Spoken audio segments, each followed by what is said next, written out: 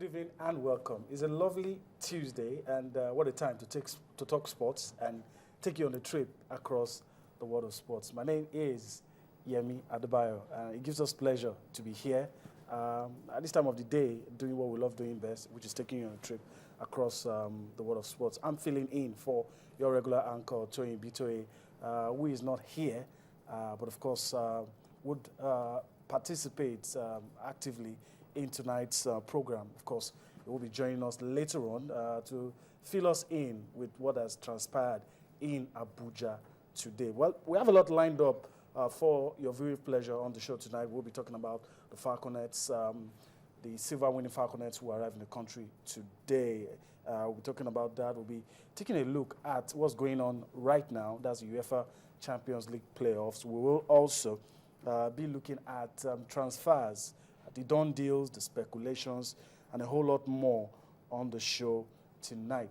Well, let me quickly introduce my partners on the show tonight. Sitting right next to me is Tunde Koiki, that looks a lot different. Well, let me welcome you. I don't know what you mean by different. We'll talk about how different you look later on. But Tunde, welcome. Thank you. Thank you very much, Eddie. All right, at the extreme end, Cosmos Chukwemeka, it's also a pleasure to have you. Yeah, it's good to be here.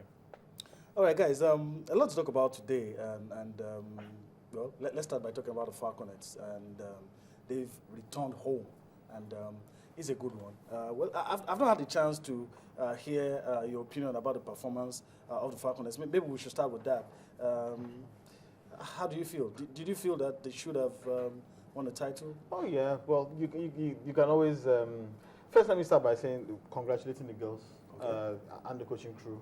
I think they did very, very well. A lot of people didn't expect them to get this far, considering the fact that their group results were a bit shaky, opening with the draw, then subsequent 2-1, consecutive 2-1 victories. But I think they improved with each game. Even the final was a very, very tight affair. Okay. For long periods of time, I think the Germans were under the cosh.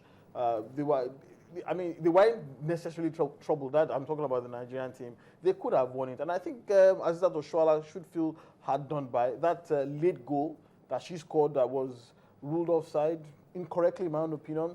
Now, some referees would give it, some wouldn't. Okay. Maybe the Nigerians do have a cause to feel somewhat hard done by, but these are young girls losing concentration late into the game. They had to be a winner. So all in all, but when you look at everything that has transpired, I think it was a good tournament for Nigeria. Okay. It threw up new faces, it threw up new talents that we hadn't seen before, and it still continues to follow in that line of a conveyor belt for the senior national teams. Okay. There's the Nations Africa Women's Championship coming up in November this year. Definitely, you expect to see some of these girls there as well. So I think, in all, I think Nigeria has scored maybe 6.5 or 7, your books. or 7 over 10. All right, let me go to Cosmos. While you were saying something, he was shaking his head. I don't know. In your own review of what went down in Canada, do you agree with some of the things that I said? Yeah, I agree with all of the things he said. Apart from the goal thing he was talking about, when you look at that goal very well, yes, she actually scored the goal. It was a good goal. Okay. However, somebody touched it and it was an offside. Yeah, that was where the inexperience came in. They were so eager to win the match. They were so anxious that they were not playing like a team. There was this point where a ball was passed to them, and Oshoala and one other person, they kind of collided with each other, and the ball just went outside the goalpost. So, as far as I'm concerned, it was a good one, but then I feel the coach should have done a better job with them. They should have told them that they should relax. They should play like a team. All right. Yes, same thing like this happened in some of our underage competition. I can remember Nigeria 2009, the finals as well. Same thing happened. They were not playing like a team. Somebody wanted to be the highest goal scorer, and we ended up losing that game to Switzerland. So same thing happened on Sunday too. All right, guys. The girls have returned. It's no longer news. But what do you feel should be done for these girls? Well, you're not the president. But, oh, no. But of course, what should be done in terms of reward and looking ahead for the game? What should be done? Some have said keep them together. That looks like it might not work. No, that's not feasible. If they were 15-year-old or 17-year-olds, you could talk about graduating them to the next level. But at this level of football, for women's football, the next level for them is the Super Falcons. Some of them are there already. Yeah, some of them are there already, and with the performances of some of them at the Under-20 World Cup as well, you expect to see some of them feature very prominently for the Super Falcons at the African Women's Championship. I'm not going to, probably put words into the president's mouth or the authorities' mouth as regards what they're supposed to do for these girls. But I think there's a tradition over the past half a decade or so that when sportsmen and women who have done this country proud, they're well received. They're well received, rewarded. Some rewarded in some way. Some say it is inadequate. Some say it's over adequate. But at least they get rewarded. But they do get rewarded. So I'm expecting that this tradition will continue and these players will receive some sort of token appreciation from the government of Nigeria. All right, Cosmos, the president has said he would receive these girls. And if you're going to look into your crystal ball, what are the likely things going to happen? Or what would you expect? I think I should put it that way. What would you expect to be done? Tunde has told us some things he expects. What would you expect to be done? Is it just about the money? Well, when it comes to Although you can't take money out of it. Of course, you can't take money out of it. When it comes to these girls, it has to be about the money. It has to be about the reward. Probably one or two national awards. Pictures from the arrival, and some of those girls yet to recover, still looking a bit downcast, But trust me. Flying all the way from Canada to Nigeria is enough to make you tired. That's what. And added to the 18 or 23 hours in transit. But Cosmos, when you had that to the fact that the Germans were there for the taking. Aziz Atoshwala. Yeah. So most valuable player of the tournament and also top scorer as well. Looking somewhat jaded and tired. It's a long journey. It is a long journey. So trust me, they're feeling the effects of jet lag. Yeah, and of course, the fact that they lost that final, that they should have won against Germany. Yeah, yesterday on the show, you guys were saying something about the fact that this final was actually a very easy one than the one they had 4 years ago in Germany against the same Germans. So it's saddening. Forget about the fact that they spent probably long hours coming from Canada and all that. If they had won the competition, they would have celebrated. So clapping, singing. Exactly. And they will be tired, but they will be celebrating. So I feel they are not just happy. Well, there's something in it for them. I'm very sure they will be smiling when they get to Aso Rock and get to meet the president, and hopefully all things get sorted out. And this is wishing the girls all the best, and hopefully some of them probably still within the age bracket might still play the next edition. But that's the problem I have. The next step, like Tunde said, will be for these girls to graduate to the next level. Okay, let's move on and talk about other things this evening. And of course, Tunde, let me quickly get your opinion on some of the things, not too pleasant things that happened today in football circles, and we're going to see something put together later on. Talks about people being arrested. Talks about all of that. How does all of that make you feel, especially when FIFA has waded into this issue once or twice? I mean, you don't expect to be seeing all of these things happening again. Yeah, I mean, it's just very clear that we don't learn our lessons in this part of the world. It's a script that continuously plays out every 4 years when the elections of the NFA come back from the World Cup, bans, people being accused of financial impropriety. I'm just unhappy because this kind of situations scare the proper individuals. The real people who would like to see to take charge of our football, it scares them away.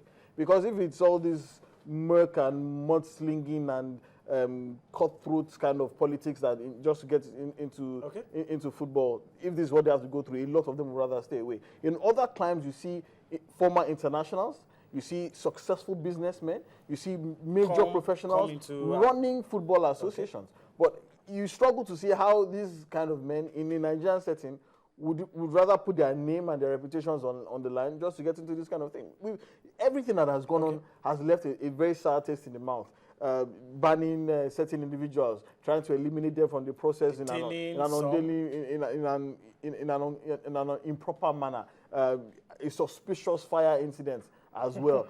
And, police involvement, FIFA involvement, it's left a very sour taste in the mouth. And it has severely distracted from the real issues, which are two Nations Cup qualifiers coming up next month. Nigeria are African champions. I repeat, the biggest cup on the African continent. Anybody would like to take Nigeria, the Nigerian Cup. So a lot has gone on that I don't find particularly pleasant. All right. Well, Cosmos, before I come to you, we're going to take a report that gives an overview of what has transpired today. The not too pleasant events that happened. Okay, maybe I should get Cosmos' view. Let's talk pointedly about some of the things that happened. The federation that was expected to draw a roadmap that will lead to credible elections. You know, a lot of things that we expected to happen today didn't happen, and the football house is more divided than it should be. And of course, there were protests. There was the arrest of the NFF. The purported election even took place. You know, all of those things. We have a factional NFF, president and vice president, the factional. Where does board. all of this leave us, Cosmos? Seriously, I don't like talking about all this crisis Politics, in Nigerian football, but then I think it's something we need to talk about. Like he said, they're leaving a sour taste in the mouth of everyone. Thinking about it, I'm like, what is wrong with these people? Do we ever learn our lesson? And he said something, this thing plays out every 4 years. But then, since 2004-05, we have not qualified for a major championship after every crisis. 2005, we did not qualify for Germany 2006. Okay. 2011, we did not qualify for Gabon, Equatorial Guinea 2011. As after all this crisis, everything leads towards, this crisis leads toward all these things. And, at the end of everything, you now start going back to the drawing board and all that. This thing keeps happening, and it is becoming annoying. It is becoming sad. So, for me, I think we shouldn't even talk about them. Okay. I think we should talk about. Unfortunately, you have to. Tunde, does this scare you? Because he just pointed out the fact that after all of these things, the game suffers. Yeah, exactly. And you're looking at, you've already talked about the 2015 Nations Cup. Yeah. The biggest question you should be asking, a lot of people should be asking, which probably we all know the answer to, is why does this always happen? Why does it happen? Okay, tell us. Because the truth is, being in football in Nigeria is probably one of the most lucrative appointments you can possibly have. Nobody will ask you anything. If anybody tries to ask you a question as to how the money is being spent, you can shout to the high heavens about government interference and undue influence. Yeah, FIFA will come to your aid. And FIFA will come to your aid. You are not allowed to, you don't have to account for any monies you received either from the government or from FIFA. And when you have people who have questionable sources of income, or people who you are not sure of their backgrounds before they came into football administration, running for or actively pursuing this kind of post, you have all of this. You have this kind of crisis. Okay. Then the government itself hasn't really helped, because every time when these elections happen, you always hear the very dangerous claims of a government candidate. And if government is meddling in the process of something as mundane as the internal workings or democratic workings of a football body, it's not going to work. Okay. All right. Well, let's take you back to the arrival of the Falconets and let you listen to some of the players. They had one or two things to say. We'll listen to that and come back for more on Sports Tonight. 50% we are disappointed because that was not our bargain. That is not our bargain. That is not what we bargained for with the team over there in Canada. Did you think your team would get this far in the tournament? Of course. Before I traveled, I spoke to some pressmen. I told them that they asked me how far will the team go. I said the team will do extremely well in the tournament. But I didn't mention the team will win the tournament. But I said the team will do extremely well in the tournament. So what should Nigerians expect from the team? It depends on the federation. It depends on how the federation takes this team. Start to promote the team, promote those that are supposed to go to Super Falcons, then those that are supposed to be in under 20, still leave them there, then invite some other players to join those in under 20. They'll we begin preparation in earnest. Well, I never thought of it, but before the competition started, when we were leaving Nigeria, I just told myself that I have to prove myself and put in all my best just to make sure I come out victorious in the competition. I think the assignment I gave myself, I did it perfectly well. Yeah, it's not easy to be a captain of the national team. I feel very proud and honored. Okay, after this tournament, what's the hope you have for the team after this tournament? Yeah, I believe we will go places because we have a couple of good players, very intelligent players, and I wish if the Federation will keep the team together so that we can blend more, so that when we go to a tournament like this, we will perform better than we just did. All right, welcome back. The key players, coach, the MVP, and some other players bearing their mind on all that happened in Canada. Well, they came, they saw, couldn't conquer, but was still able to win the hearts of many Nigerians. So we wish them all the best in whatever they find to do after this competition. But guys, let's get back to the not too interesting story about the NFF. And Tunde, quickly, do a chronicle for us, or let me say background, everything that transpired today, what we expected on the day. Well, we knew the election wasn't going to go on anyway, but some unpleasant things that happened today. And you know, it's